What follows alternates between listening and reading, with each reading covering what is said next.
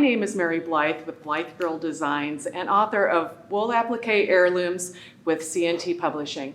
My new book, Wool Appliqué Heirlooms, is packed with 15 antique-inspired wool applique projects for the beginner to the advanced stitcher. From the scallop penny mats to the advent calendars I have behind me, you will find projects that you will want to make for yourself or that special someone. My favorites out of the book are the advent calendars. I have both the wool version and the cotton version. Okay. I have an aversion to using a sewing machine, even though I designed something that required a sewing machine. I then thought, well, for those that don't like to sew, I needed to come up with a wool version as well. I'm going to talk first about the cotton version, since I started with that one. There are a few tips that I came across in the construction, and I wanted to explain why I added the buttons after the whole process was over.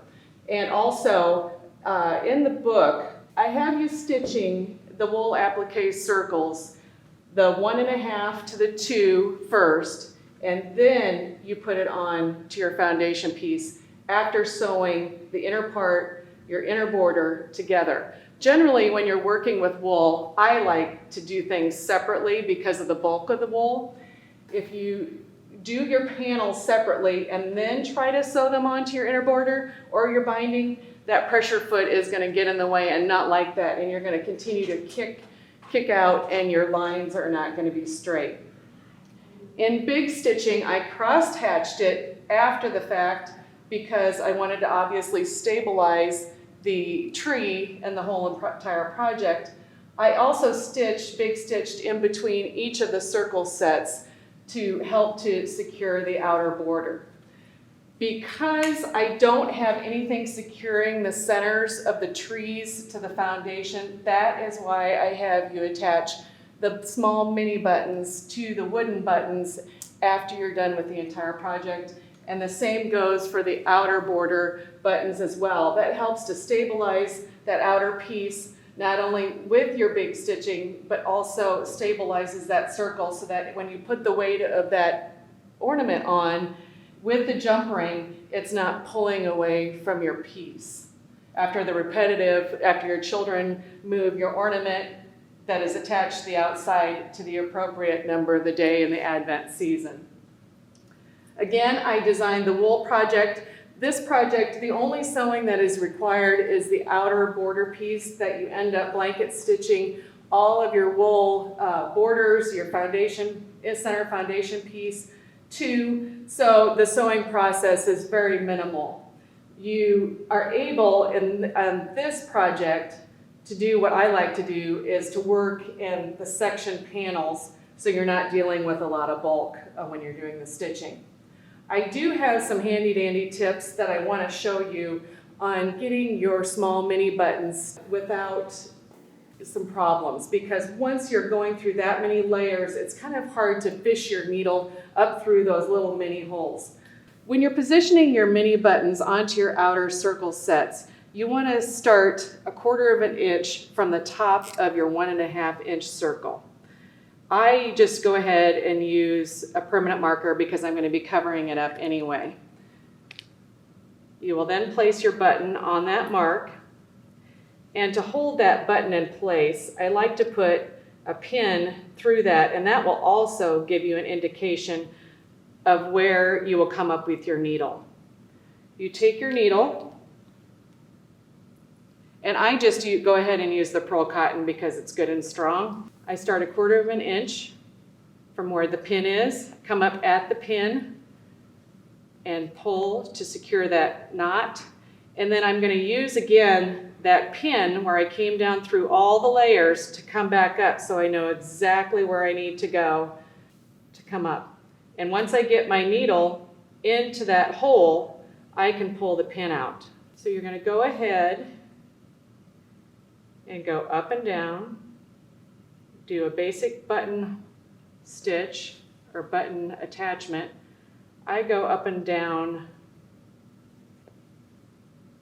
twice, and once you get it the first time, it should go pretty easily for the second time around. Make sure you're not pulling that button and that thread too tight. You want to have a little give to that so that you do have something to wrap your jump ring around when you attach your ornament. So then I'm going to come back up right next to where I went down with my threads. Come up, I'm going to wrap my thread around 1, 2 times, giving a little give. It's a little loose. Come back through, and I'm going to run my needle through those stitches once and twice. And then I'm going to go back down right where I came up, or close to it. And then I'm going to run my thread underneath my cotton to bury it. And then I'm going to snip it.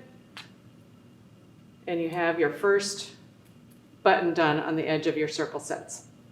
When you're doing your center number buttons, you do the same process by sticking your pin down in and bringing it back up just like you did with the outer sets. When placing your jump rings on the back of your ornaments, you want to mark and start and stop at the top of your ornament.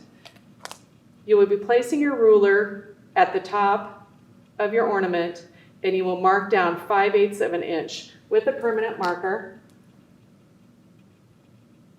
right there. And that's where the bottom of your jump ring will go, not the top. So what I do first is slide my thread under the cotton to that permanent mark.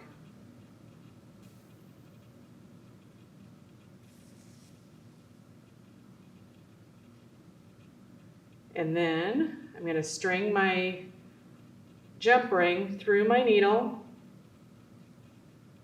And you're just going to hold it in place at that permanent mark. Don't worry about that permanent mark showing up later in your project, because you're going to cover it up here. And you're going to just come back down through and catch the edge of that jump ring with your needle. Make sure that you don't jump to the front of your ornament, or you'll be able to see that stitching.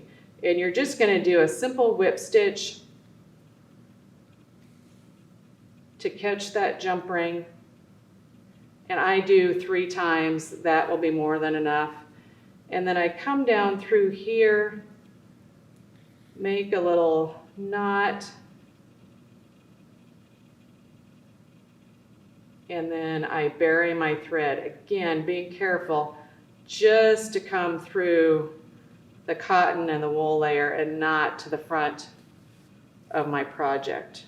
And then I will snip that off, and no one knows the wiser that that thread is there. This will be your finished product.